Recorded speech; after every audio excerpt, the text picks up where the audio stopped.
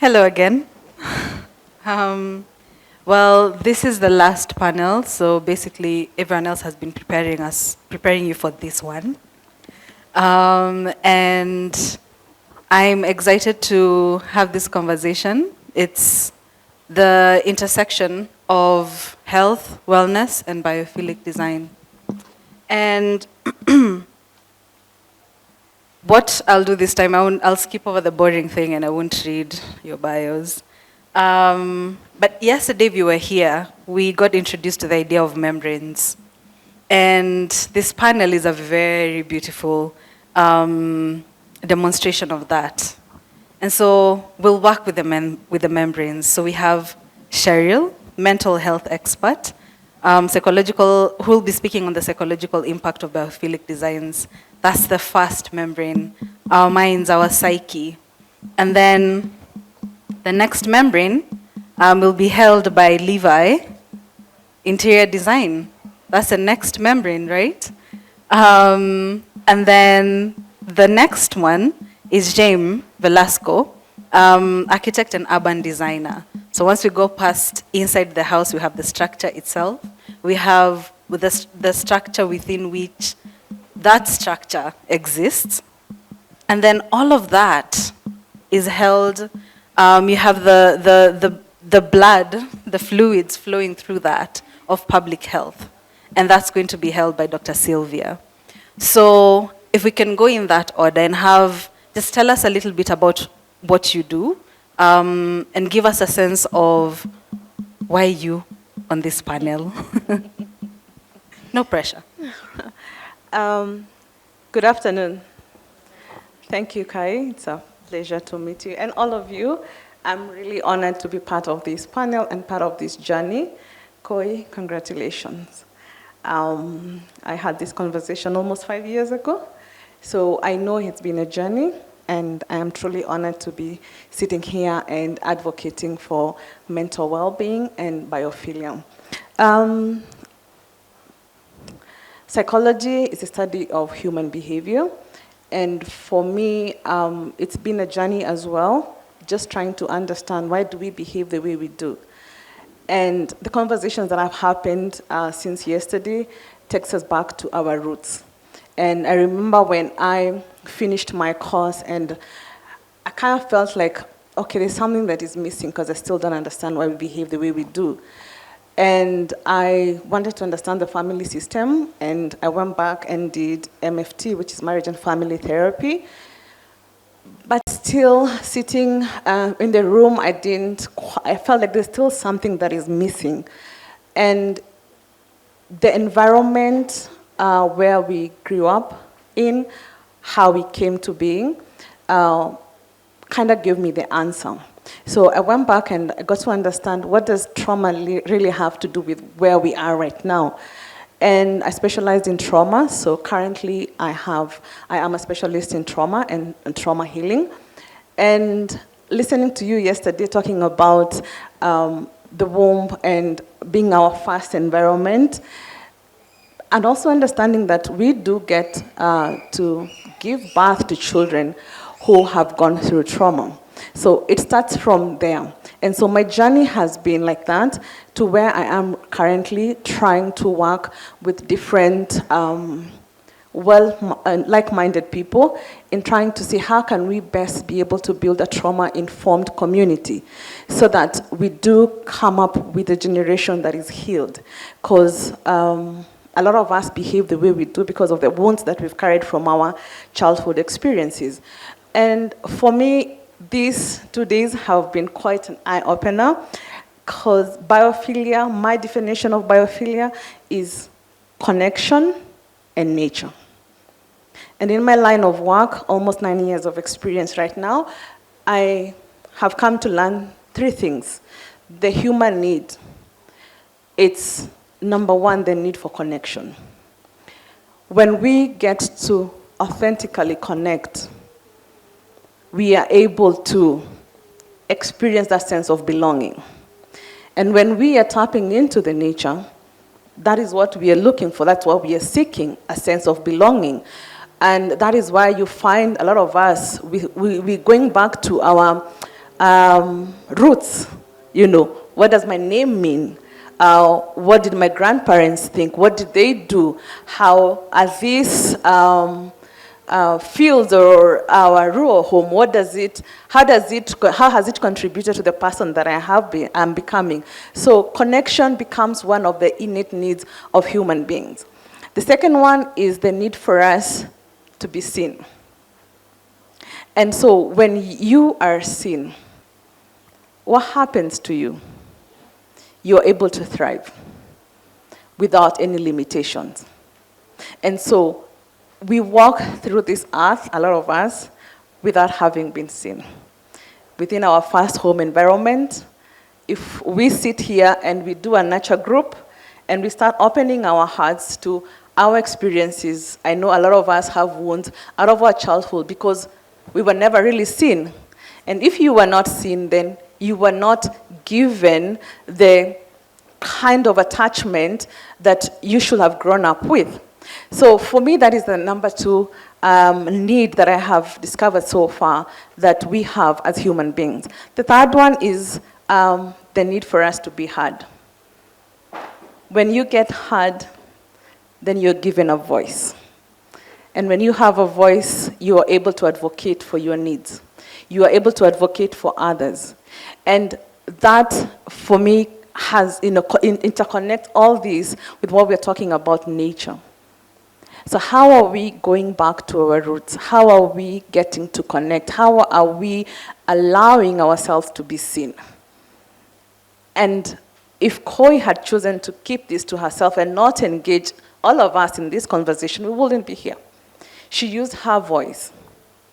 And so how do we marry the two with the mental well-being? It's a question that we need to ask ourselves. And when we talk about grounding, one of the things that happens a lot, right now there's so much information out there, and we get to talk about the difference, but there's a difference between mental health and mental illness.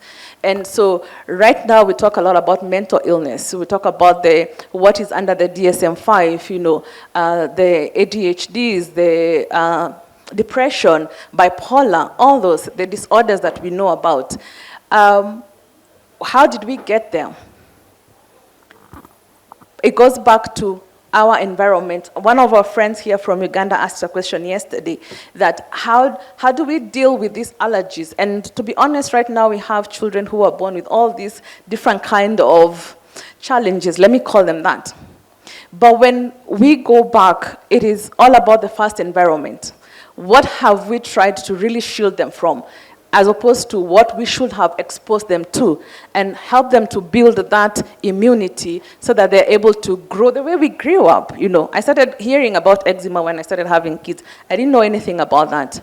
So when we talk about grounding, we talk about the 5 senses. Someone talked about senses yesterday, and we talk about the 5 senses. So it's one of the techniques we use when we're dealing with a client who is struggling with anxiety. So we tell them, 5, 4, 3, 2, 1.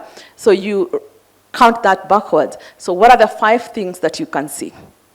So you look around you and count 5 things that you can see. So what are the 4 things that you can touch? So you look around yourself and at least be able to count 4 things. What are the 3 things that you can be able to smell? What are the 2 things that you can be able, 3 things that you can be able to hear? What are the 2 things that you can be able to smell? And what is the 1 thing that you can taste? And that's a grounding technique that we use for people who are struggling with anxiety. And then we, slash what we talk about grounding and earthing. So we ground ourselves into the earth. What does the earth do? It heals us. And I don't know how many of you actually choose to walk barefooted. It's actually healing. The Mother Earth heals us. So you can ground on ground and also in water. But when you talk about earthing, it necessarily needs for you to be able to step on the soil, and it gives you some form of healing. So there's so much that we can be able to connect the two in terms of mental well-being, in terms of healthy living, and it is not necessarily about bringing the outside into our homes. But what are the outside spaces, the natural outside spaces that we can connect with that will allow us to be able to heal? As I wind up, let me just say what Nuria talked about yesterday in terms of the 6 basic components of biophilia. And I was able to connect that with what we talk about self-care. Right now, we are all about self-care, isn't it? But we don't understand that self-care has 5 or 6 parts of it, what Nuri actually pointed out yesterday. There's the emotional bit, psychological bit, spiritual, intellectual, social, emotional. So all those things are supposed to be part of what we practice in regards to self-care. It is not just about you going to the spa, having all those things done to you and you coming out feeling relaxed and beautiful. But every single day you're supposed to incorporate all those 5, 6 areas of your life for us to say that you're actually living a holistic life.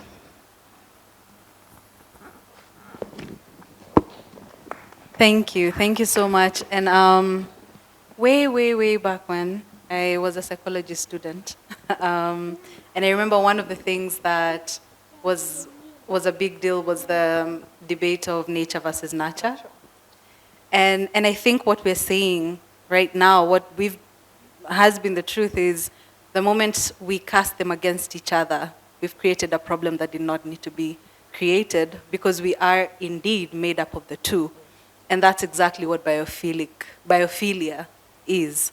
And so let's hear what interior design has to say about health and wellness. Well, hi everyone. My name is Levi Morgan, and I'm an interior designer. And first off, congratulations, Gary, and happy birthday. Thanks as well for the entire support. We are truly grateful. So, yeah, I've have a decade plus experience in interior design practice here in Kenya. I run an award-winning multidisciplinary interior design firm, offering workable and inclusive interior design solutions, across East Africa and the diaspora. At some point, throughout the practice, something goes on and you start finding your way around why, the whys, the whens, the hows, and the whats in your profession. And I got struck by the idea of offering workable and inclusive interior design services to persons who are able differently. Not that we have any of those in our family, but it just happened that there's always the idea of you wanting to give back to the community through your practice, something that many people don't really tap into. So that's when I started diving deeper into what people refer to as inclusive interior design. And I remember, the journey starting in one of the conferences that we had here in Kenya, and it became really interesting. And as time went by, I started, evolving and diving even deeper on matters, biophilia and biophilic design. What happens is, as someone who at some point battled with, depression, running a business here in one of these countries is not, I don't want to say more about it, but if you are in business, then you have my hugs and I keep on praying for you. So what happens is you'll always get into some mental and, health instability here and there. And I remember one of the things, of course, when that happens to you, the very first space that you always interact with is your house. Because pretty much, you might not probably be popping out to run a couple of things or even try to do your own practice simply because of what's really going on in your mind. And I remember one of the things that I used to do was that old saying in Swahili that goes, kinyozi hajinyoi, you know that? I decided that I will start, doing something good, and interiors for my own house and space, so that in the event, disaster strikes, and it did, indeed it did, then it will be a healthy space. So I've experienced what happens when you interact with a space that is not healthy, as well as also interacting with a space that is, healthy. And as someone who is very technical about how I offer interior design service, then there is a way where you start breaking down things and spaces. And in this case, probably to make it slightly easier for you to comprehend, you're looking at floor finishes, you're looking at wall finishes, you're looking at, and then you start questioning. First off, you appreciate, and then you start questioning. If I was the interior designer for this particular space, why would I have these lights here, or why would I probably have A, B, C, D, and all that? And how is this affecting how, you know, what happens when we talk about health and wellness?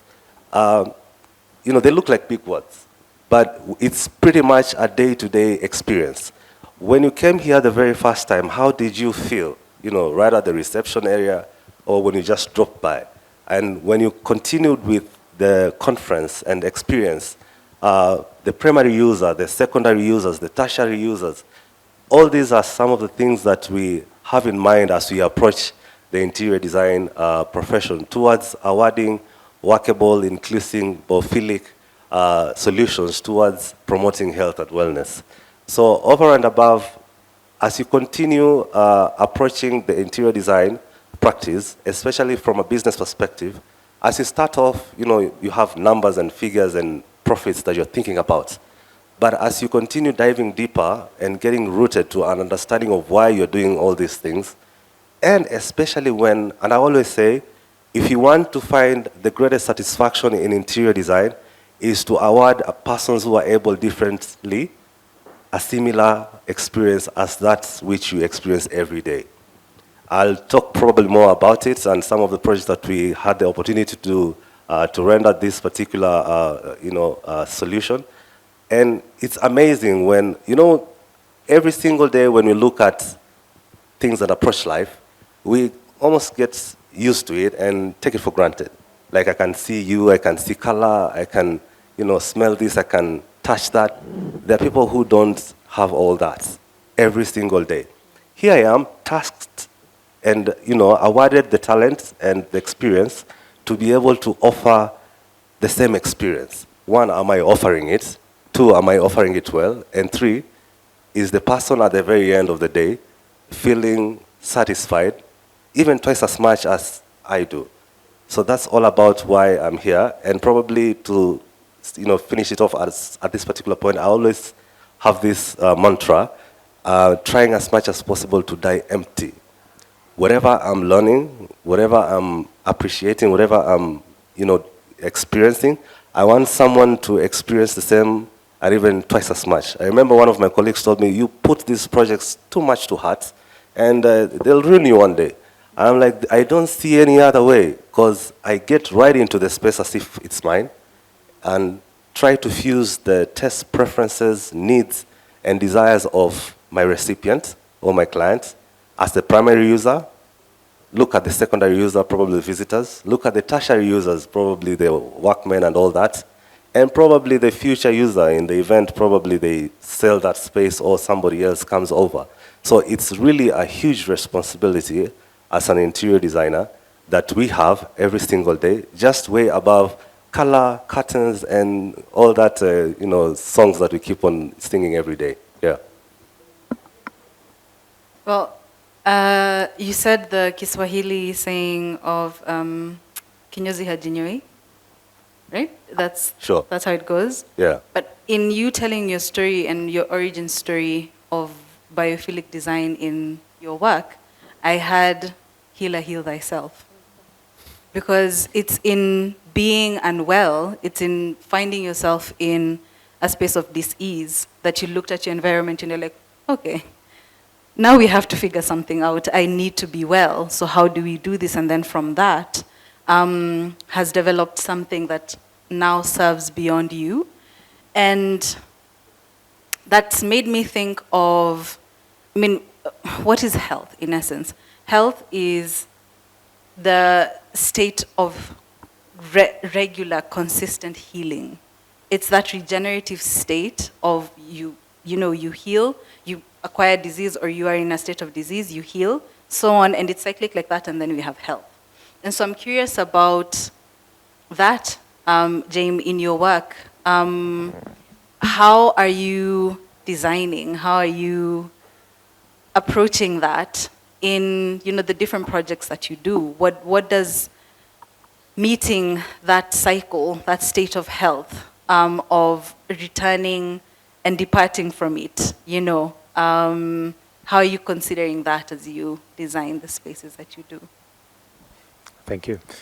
Well, first of all, thank you very much, Koi, and happy birthday. I guess the reason why I'm here, I'm representing Urko Sanchez Architects, an architectural firm that started more than 25 years ago in the Kenyan coast, Lamu, Mombasa, and now we're in Nairobi and work across East Africa and different parts of the world.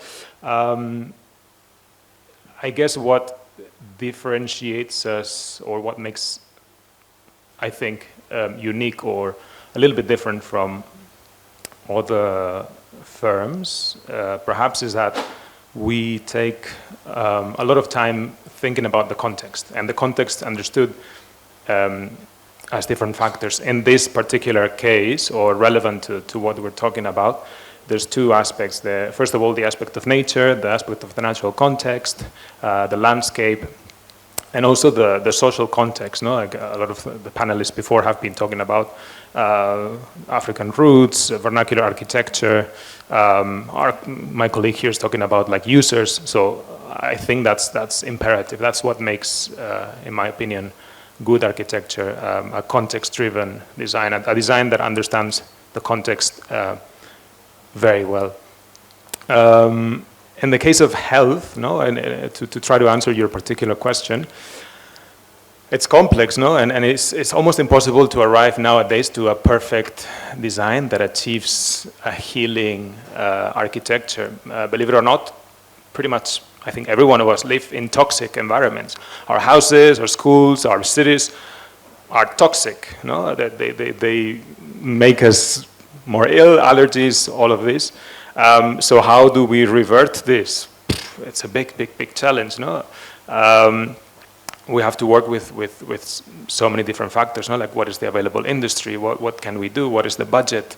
There's a lot of limitations, but there's also a lot of opportunities, no? And coming back to the context, there's always opportunities in the existing natural context. How do we take advantage of what we have? So the trees, the soil, how do we improve that? How do we bring back as much as possible biodiversity, especially in cities like Nairobi, or in general in cities, no, that are growing so much? How can we stop or remediate or bring back nature? And also echoing what one of the panelists was saying before, how do we learn from ancestral or vernacular architectures? No, like I think vernacular architecture is very clever in giving more with less. No, vernacular architecture is wisdom that has evolved through generations and that has managed to crystallize a solution through trial and error through generations, and it makes the most with the available resources. That's what perhaps vernacular architecture people tend to think vernacular architecture is the best architecture there is. I like always to put an asterisk there and say it's the best for its context, is the most efficient architecture, no? It's the one that does the most with what's available without having to import materials or, you know, being excessively expensive. So there's a lot of wisdom there, and I think that's the path we need to take towards a more healing architecture, you know, like more organic materials, again, use of timber, presence of vegetation, natural ventilation, and I think we need to start to pay attention especially to the materials we use, like try to work with an industry that is more demanding in terms of, you know, the resins, the varnishes, the raw product itself, and try to go back to things that 100 years ago were very common. It doesn't mean, like other people have said before, it doesn't mean going back to any context. No? I don't want to just focus on necessarily on the Kenyan context, to a hut or to, you know, we know where we live, when we live, but there's definitely a lot of wisdom there that we can interpret and bring to the present. Listening to you, what I hear and what I've heard since yesterday is that one of the challenges, and I even dare call it the failures of modern day technology, is that it doesn't meet emergence well.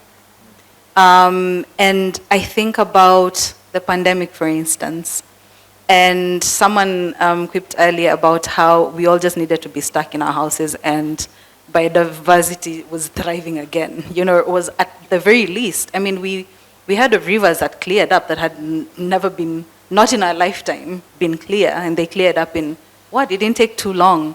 Smog clearing up.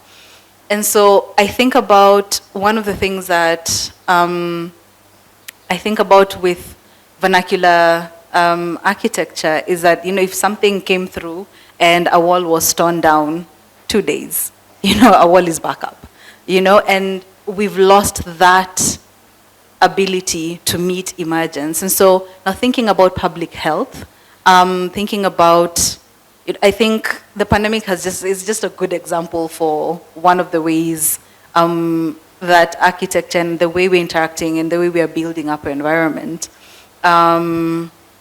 has responded to an issue of public health. And that's just one. So I'm excited to hear more about where those two meet and what your work and perspectives have to say about that. Thank you very much. I'm excited to be here. I remember having this conversation with Wangui and her inviting me to be here, and I'm glad to be here today. So if I rephrase your question well, you're asking how biophilia and public health intersect, right? Yeah, so when we talk about biophilia in the public health space, and if you look at it from a population health lens, biophilia is not just about aesthetics. It's touching on, it aligns with primary prevention strategies, which in the end help to reduce their health expenditure globally and even in our country. So one of the public health challenges that we're facing globally is the rise of non-communicable diseases. And non-communicable diseases, these are diseases that they're not transmittable directly to somebody. And globally, non-communicable diseases, they account for 60% of mortality. And examples of non-communicable diseases are diabetes, hypertension, mental health diseases, chronic pulmonary illnesses. And if you look at it simply, like for example, our houses. Have you ever been to a house where it's like a 2-3 bedroom that only has 2 windows? And if you try open the window, there's another building. So it means that the air quality is not good. And even, for example, that house might not even have any plant. And this leads to an increase of allergies. And I liked how she says that in the past, she never heard about eczema. And from my clinical practice, I'm seeing a lot of children with eczema, allergies, you know, and also a lot of mental health challenges. And if you look at the health expenditure in our country and just narrow it down to SHA, it's not working. Yeah. So what I do at a clinical setting, I'm trying to advocate for more prevention strategies and rehabilitation of the already ongoing diseases.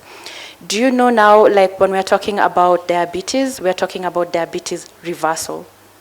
You can reverse diabetes. You can reverse hypertension just by incorporating biophilia.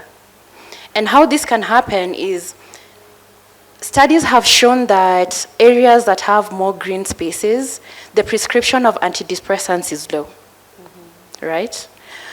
Areas that have green spaces, it motivates people to work out and do physical activity, you know? And the reason why we are having a lot of these non-communicable diseases, it's because it's something as simple as working out, you know? Okay, I always tell my patients, working out can just include buying a skipping rope and skipping 100 for 5 or 2 minutes in the morning, right? So what I do at the clinical practice, I advocate for prevention strategies, and that's why I'm here today. Yeah. Thank you. In all that has been said so far, I mean, one of the things that I had right now and I've had before is biophilia is not just having a plant in your house, you know, because a lot of the times it can easily come down to, we're in the age of trends, you know, where you pick a thing and it becomes a trend, and then that's what we're doing now. This is the new superfood. This is the new, you know, whatever it is. And I think for me, there's that question of the essence of the thing. So when we talk about biophilia and mental health, when we talk about biophilia and public health, when we talk about biophilia and, you know, our built environment, interior, exterior, you know, the entire structural, urban development,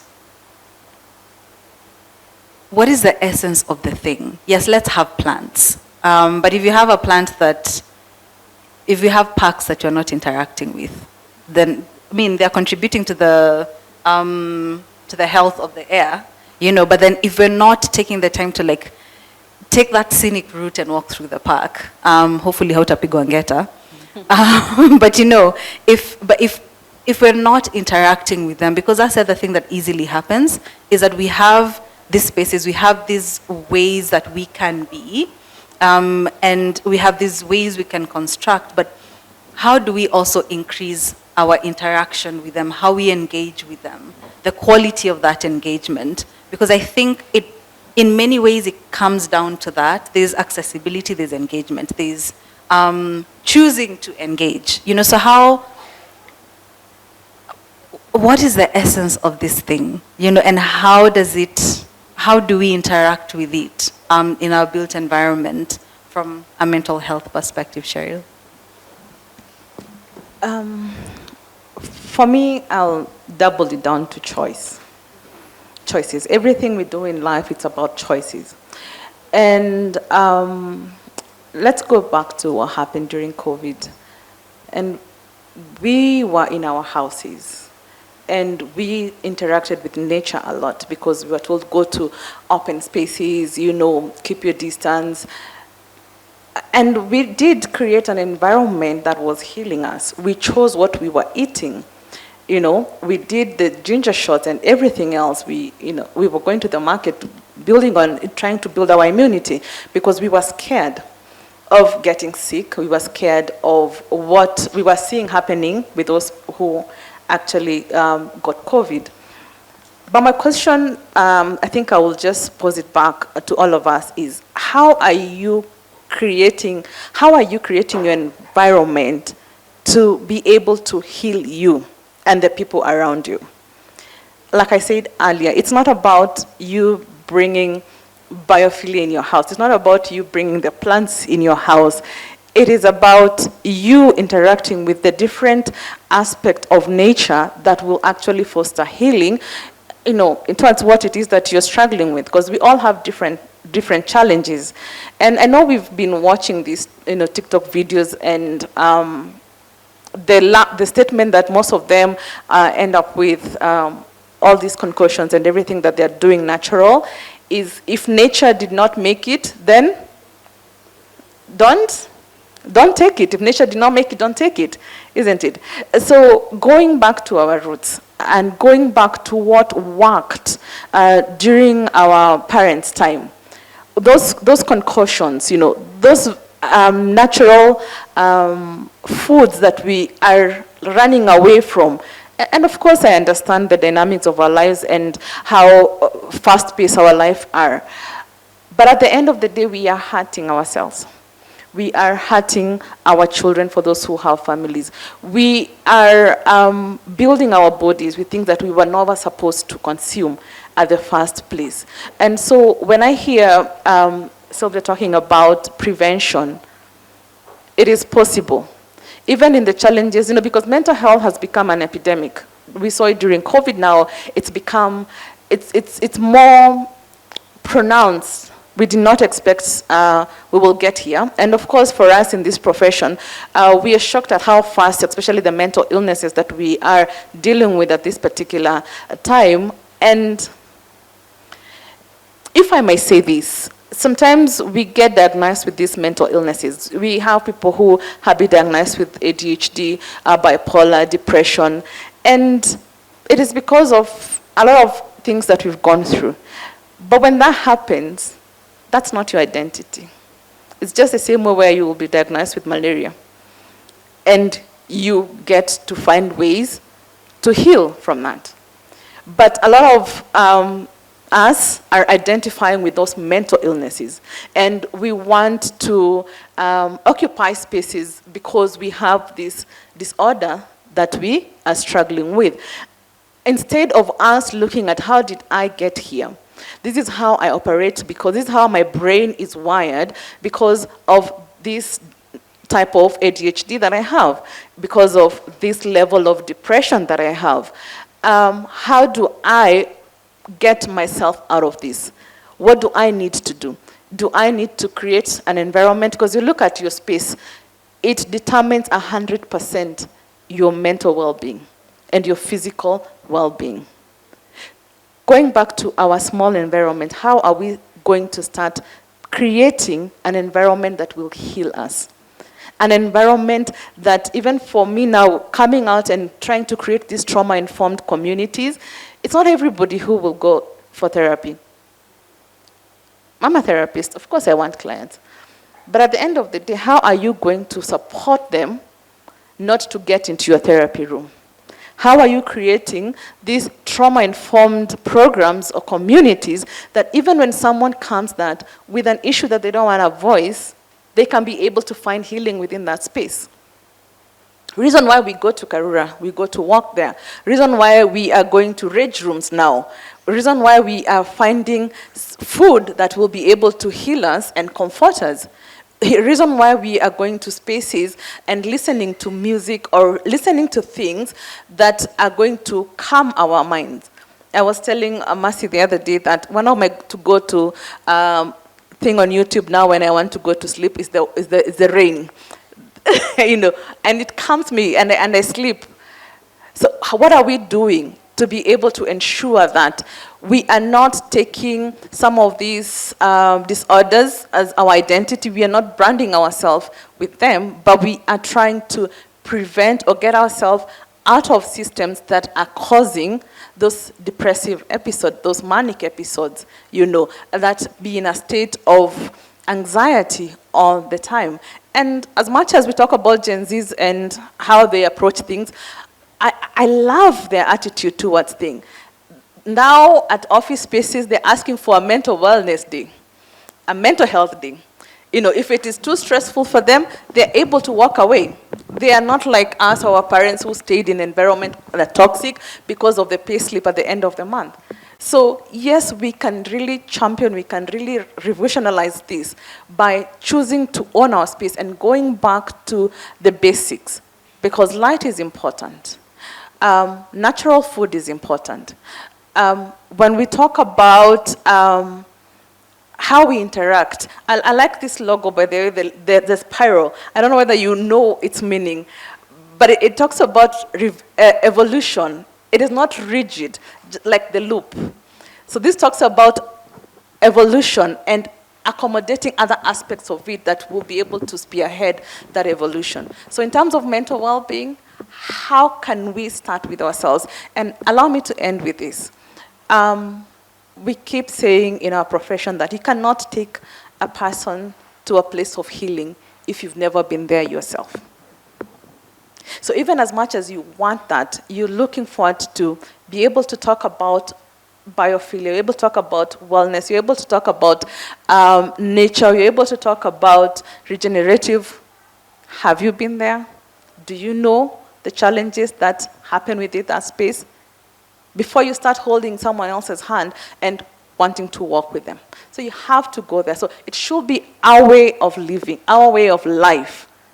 And then as we talk about it, we are very much aware of the struggles that the person who's coming behind us will experience and prepare them for what is about to come, but also allow them to go through them. So challenges are good.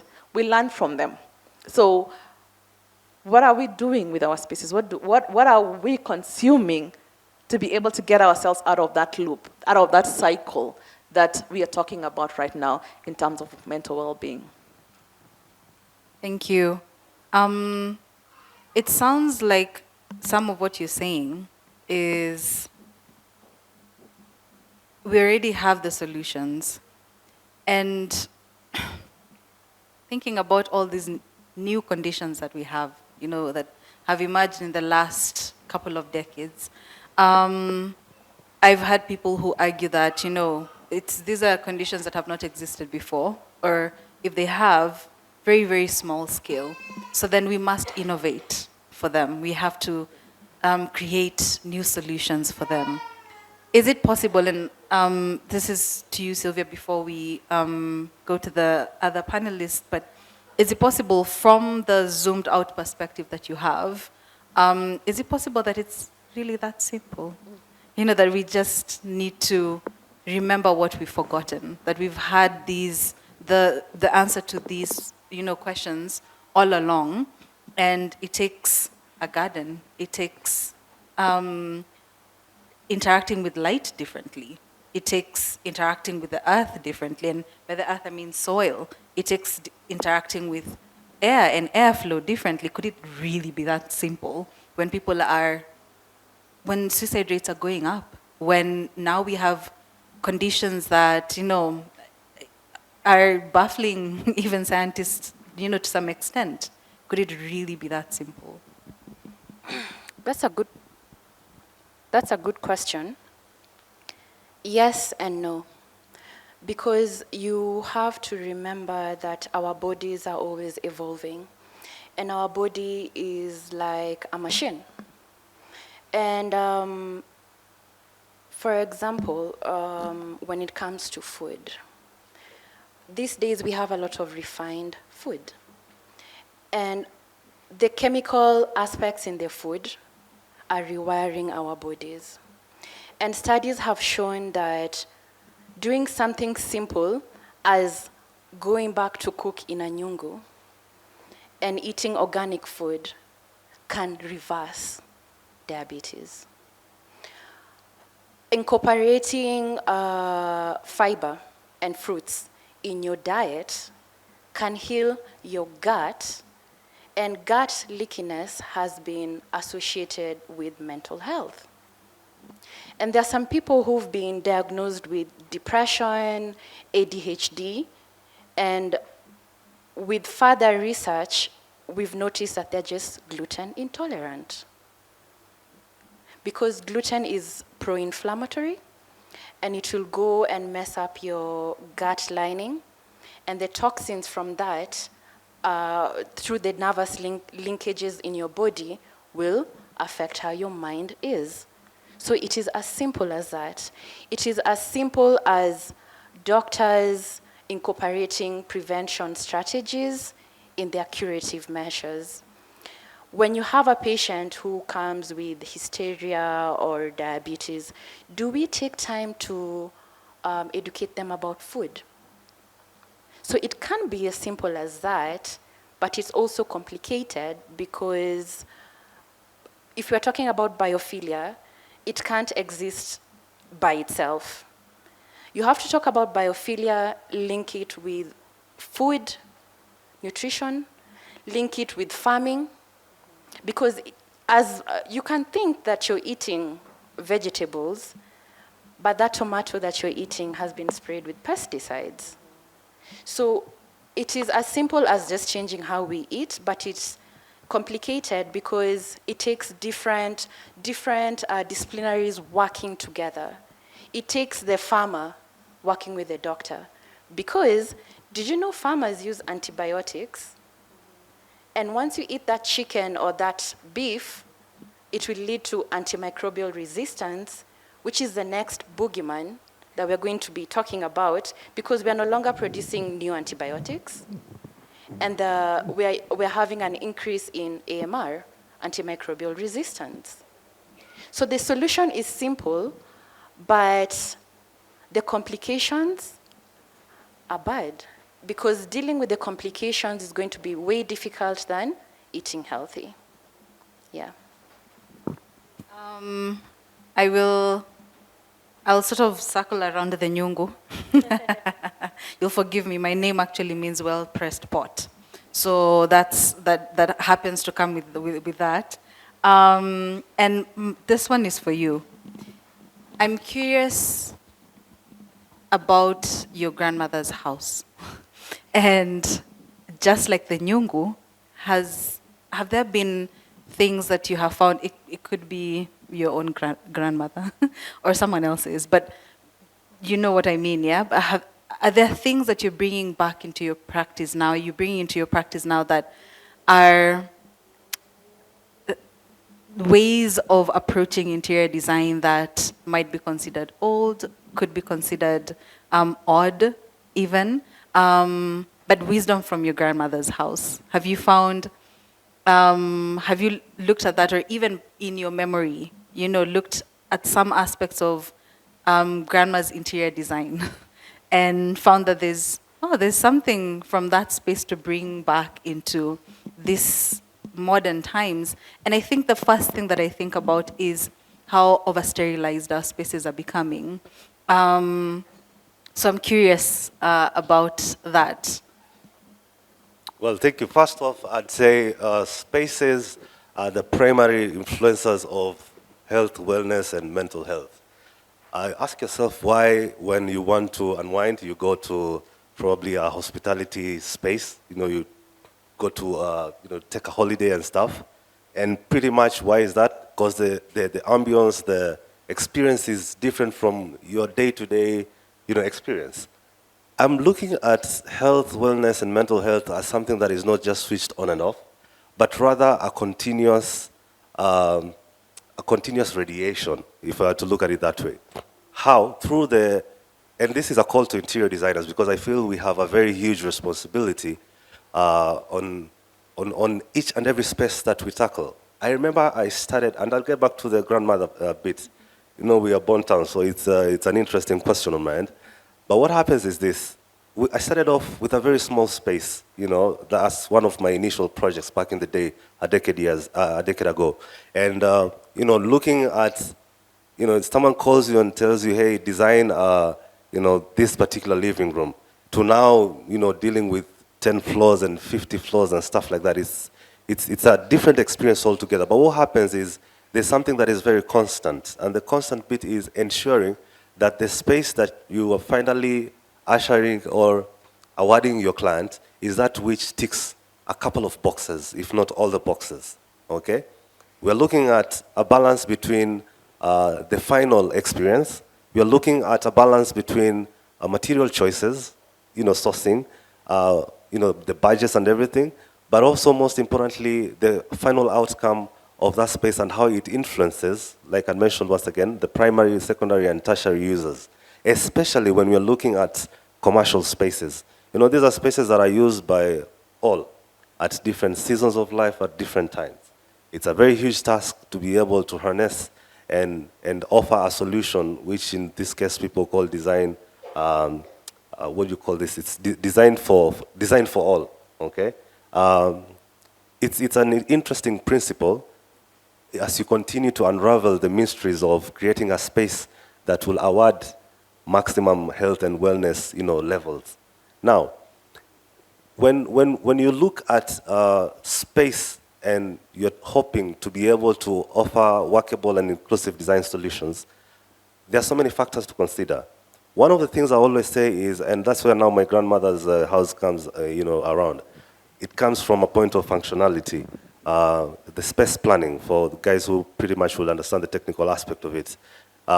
You had her own space, you had her, the visitor space, you have the, the front porch, and then you had, every space was functional, and it met a certain kind of need to its maximum. The very people to whom she will drag into her bedroom had a different kind of interaction and probably aligned with her levels of health and wellness. See how all these things start to connect. What happens is, while yes, there might have been, naturally and, regionally or locally sourced materials towards building and furnishing that particular house, but the idea is every time you spend time in that particular house, there's a whole different, and I'll use this word, unique experience. And that's why we go, let's go to our grandmother's house. There's that feeling. Even when you ask yourself, why do I have this feeling? It's not because it's your grandmother. Pretty much is the setup, the structure, the finishes, the material choices, the furniture layout, and all that they're in. Why can't we borrow that heavily and infuse in our modern day living? Infusing this in our modern day living, does not necessarily mean that we are backward. It's an understanding and appreciation of a deeper sense of tapping into health and wellness. Something which, one, designers, and I'll say most of them, are not deliberate when it comes to approaching a space and offering an interior design service. Interior designers are familiar with the design process, and for sure, there are very different ways in which people go about it, but I'd say one of the most foolproof processes towards awarding workable and inclusive design solutions throughout the design process is to include the biophilic aspect of it. And it's not because it's something that we're talking about right now. This is something that has been there for a while, and it has been omitted for whatever reason. I think pretty much what we loosely call neocolonialism. You want modern stuff, and then pretty much there's high capital in activating your modernity, but then high maintenance as well in your day-to-day living. And that's where now they get to be in business. Because what happens is you get high cortisol levels and it becomes another issue. You source, all these issues from, solutions from them. However, what we are saying is awarding and offering these solutions does not necessarily mean that another industry will suffer. No, it means there's an amazing harmony in building up on all these, aspects in the across board. Yeah? What happens is when there's careful deliberation on material choices, understanding let's say, I don't want to use the word biodata, but rather the technical, specifications of materials. How are they sourced? How do they behave independently? How do they age? What's the wear and tear, levels? What are we looking at in terms of high traffic, low traffic? What are we looking at in terms of, interactions with it day to day? And when you start focusing on that at a closer look, then something amazing starts happening. It almost gives you the grandmother's experience. And what is this grandmother's experience, literally? It's better health and wellness. Whenever there's an issue at home, I say, go to your grandmother. When you go there, issues get solved. Why? I wouldn't answer that. Maybe Jaime will. No pressure. But there's something you've said there. Oh, sorry. Allow me to add this. I approached interior design practice from a multidisciplinary approach just because of one reason. One, I realized that you are the same person who, experienced residential space, the same person who probably falls sick and goes straight to the hospital, that's healthcare. And then when you're healed and you feel happy, you go treat yourself probably to some hospitality space or go to a retail store, that's retail interiors. After that, probably you go back to school, which is institution. I mean, what happens is you are the same person experiencing the different spaces. Have to ask yourself, how are these different spaces affecting the same person? And then you go down to now secondary, applications. How is that affecting or influencing your health and wellness in context to other users as well as other spaces? So I ended up, after doing a whole decade, living, drinking, breathing interiors 365 for a decade, I've come to realize, and probably it will take time for someone to change my perception about this, we are not specializing, it's a preference. Or we are commercial interior designers, we are residential, it's a preference. What are you specializing on, and yet you are the same person who will end up using a different space altogether? So does it mean that you have less understanding of the different space and you can't be able to award health and wellness in that particular space? Then does that make you an advocate for inclusive design only in select spaces or for all spaces? So right now I can confidently, even if you woke me up in the middle of the night, we could talk about anything interiors in all the different spaces. and now deeper and closer home, are more advocacy on matters interior in terms of, inclusive design as well as, health and wellness. Yeah. Well, that's a good addition because it connects to the question I was just about to pose, and it's based on something you said earlier about scarcity.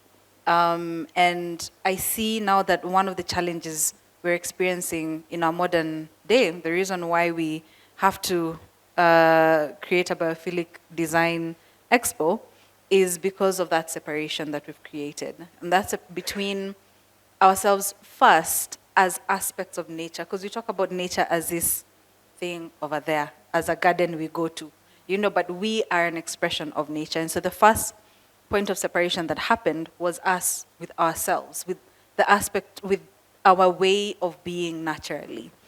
And so that then is connected to scarcity. And we see that in the way we're building, in the ways that we're building. Someone said earlier, yesterday Sanjos was talking about how you look at a school and mentioned TVET. You look at TVET and all the TVETs, it could be in Turkana, it could be in Nakuru, it could be in Nairobi, but they're pretty much the same building. You look at our homes, at our schools, at our hospitals, they look so alike. There's a scarcity of, and I don't want to say there's a scarcity of creativity in itself, but our ability to step into our creativity and to be bold with it and to create differently, to explore these remembered solutions, to step into our grandmother's house for a moment and ask, okay, what is it that feels homely when I'm here, that feels differently when I'm in a hospital? Is it possible to bring that into the school educational spaces? And so I'm curious about how that might be an experience for you in the work that you do between architecture and urban design and urban development. Just that sense of similitude and the scarcity that then leads to that. And what does abundance even look like? Phew. Okay. That's a very good question. I think maybe I'll repeat myself, but trying to think of what the other panelists have been saying, and what you asked at the beginning, what is the essence of things? It feels like we are all revolving around the idea of going back to the roots, not going back to more honest and traditional ways of living, of feeding ourselves, of being active ourselves, interacting socially as well. Like how all these elements plug into our global health, like food, social interaction, diet, and I guess the built environment, what surrounds us. Architecture is everywhere, like from the moment we wake up to, we live in such a humanized world that even the spaces we consider green, like Karura, for example, is heavily humanized. So there's very few spaces in the world that are really left untouched. Anyway, I guess what I wanted to say is that for me, the answer is again dwelling a lot into what that specific context is, and understanding the different layers of what context mean, like again, natural, social, cultural, historic, even economical. Before you were talking, like, why is this so complicated? Is it that simple? And it's like, yeah, it's simple, but we have a material reality that is like, no, we have to pay bills at the end of the month. So, and coming back to your point of business, like you want to be the best, but then at some point the market demands what it demands. So I guess where I'm trying to head is that where I think the solution is like creativity often comes from understanding the so-called limitations, perhaps, of what a context gives you, like drastic climate conditions, very different cultural behaviors or traditions or realities or ways of living, different economic limitations as well, like what is available here in terms of materials, in terms of workman force, in terms of human capital, and also understanding what the users need, understanding what are the needs of the users. So I think for me that's where we can tap in to have an exponential creativity. Creativity comes out from, in my opinion, from rooting the project in the context. There's not good, let's say, architecture or buildings or spaces that are well designed that have not understood where they are rooted. Again, this is challenging because we live in a world where repetition and modularity and fast production, seems to be the rule, no? So how, and sometimes it's unavoidable, no? Especially, I mean, now I'm thinking about affordable housing. How do you make affordable housing that is not modular and repetitive? It's almost impossible, no? Like at some point you have to accept some of these things. Are we accepting we're living in a capitalistic society or not? Maybe that's the starting point. And then how do we go around? Do we want to, control it a little bit? Do we want to put some limits? But yeah, maybe trying to go back to the original question, I would say that for me, an incredible source of creativity, it's the context, the natural context and the social and cultural context. Thank you. And to say something about repetition, because I think we could very easily demonize it. There's something to that, because patterns repeat themselves in nature. You go into a forest and there's repetition, because repetition does serve something. And one of the first example that came to mind as you were speaking of that was, there's some work that I do in Karatu, which is a town about 2.5 hours west of Arusha. And so as you fly over, as you're moving from Tanga to Arusha, the first time I saw this, I was like, what am I looking at? I'd see this, they look like mounds from that height, but they're mounds done in a circle. And then I'd see a bunch of them, next to each. And for a while, I couldn't understand what it was. It was Maasai bombers. And because at that height, again, you're not too sure what you're looking at, but there was repetition. And it's useful, it's functional. So the question becomes, what are we repeating? What are we lending repetition to? And what quality are we bringing into this repetition? And how does that all return to health? How are we making it so that our built environment is an expression of and aiding that ability, that natural ability to regenerate, to fall into dis-ease, to heal, to fall into dis-ease, to heal, and to continue to stay in a state of regenerative health? And we've had a lot of conversations from different perspectives about that.